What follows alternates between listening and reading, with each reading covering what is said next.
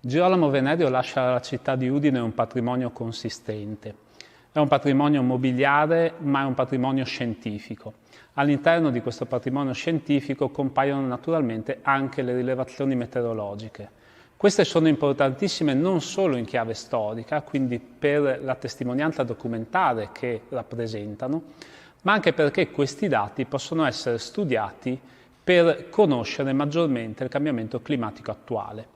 Le serie storiche sono importantissime infatti per poter ricostruire i climi del passato e confrontarli con gli studi effettuati oggigiorno dalla più moderna meteorologia e climatologia.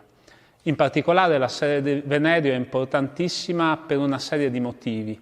Primo perché è effettuata per 40 anni nello stesso sito e con gli stessi strumenti meteorologici.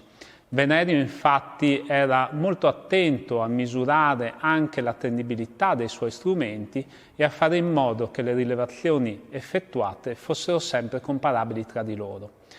Questo permette agli studiosi contemporanei di utilizzare questi dati anche per gli studi di climatologia storica e per i confronti con la climatologia attuale.